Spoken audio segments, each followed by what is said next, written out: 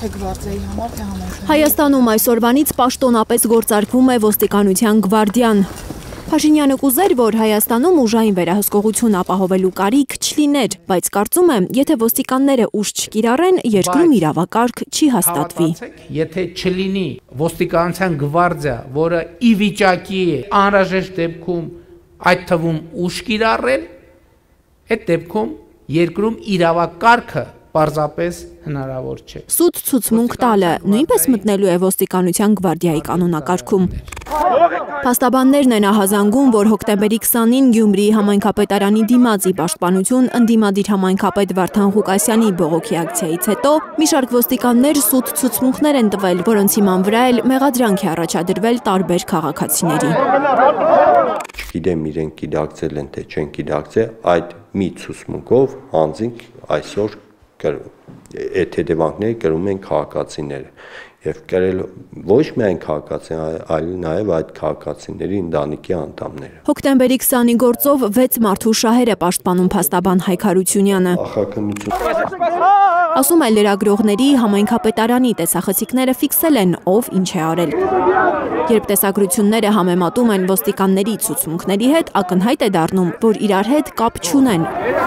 Ստացվում է ոստիկանները հանցավորության դեմ հանցավոր մեթոդներով են պայքարում։ Տեսախցիկները գրեթե ամբողջությամբ ֆիքսել են դեպքերը, թե ինչ է տեղ ունեցել։ Եվ որոշների պարագայում իմ վստահողների մենք հստակ ունենք տեսագրություններ, որ երևում է, որ անձը ուղղակի կանգնած է։ Իրանք ասում են մենք դեռևս ժամանակ չենք ունեցել այդ ամբողջը ֆիքսելու, առանձնացնելու առանձին քաղաքացիների։ Եվ այս ժամանակ չունենալու պատճառով հիմա շատ քաղաքացիներ կալանքի տակ են։ Ոստիկանների ցուցմունքների հիման վրա զանգվածային անկարգություններին մասնակցելու համար մեղադրանք է առաջադրվել նաև կոմունիստական կուսակցության ավականու թեկնածուներից Գևորգ Ավագյանին ու նրա եղբորը։ Ասում է փաստաբանն ու նշում, իրականում Գևորգ Ավագյանը հայտնվել է համայնքապետարանի բակում այն ժամանակ, երբ անկարգությունները չէին էլ սկսվել։ Գևորգ Ավագյանը հրապարակը եկել է 14:00-ին, այսինքն այն ժամանակ, երբ որ արդեն Վարդան Ղուկասյանին հեռացրել էին։ Բայց հատկանշական էր, որ բոլոր վեգաների ցուցմունքները, որոնք նաև նշում էին, որ ասում էին, որ այդ խառնաշփոթը եւ քաշքշուկը հիմնականում սկսվեց ժամը 15:00-ի սահմաններում։ Այդ պարագայում նույնիսկ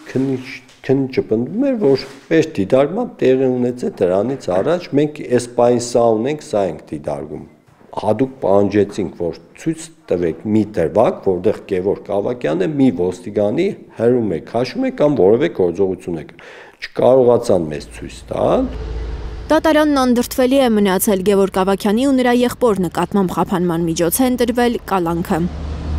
Նախքան կալանավորվելը Գևորգը Հայլուրի տեսախցիկի առաջ ասել էր, որ հոկտեմբերի 20-ին համայնքապետարանի մոտ էր, պարզապես մարդկանց իրարից բաժանելու համար։ Մենք ոստիկանության հետ փորձում էինք, որ բանը հաշտեցնելու էինք տանում, որ բախումներ չլինի, բոլորին հորդորում էինք, որ ոստիկանության հետ ոստիկանները ինչ են անում բանը, ոստիկանը հրաման կատարող է, ոստիկանին ինչ ասես։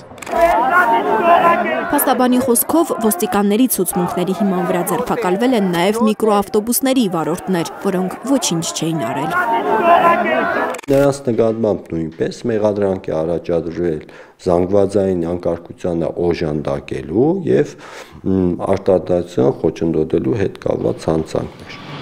Փաստաբան Հայկ Հարությունյանը արդեն մի քանի բողոք է ներկայացրել վերաքննիչ, հետևողական է լինելու, որպեսզի պատասխանատվության ենթարկվեն իր խոսքով սուտ ցուցմունքներ տված ոստիկանները։ Վերևն ասված կա, ով մեղավոր է կպատժվի։ Լիլիթ Գասպարյան, Ալեքսանդր Սարգսյան, Խաչատուր Գևորգյան եւ Անի Ղանդիլյան, Հայլուր։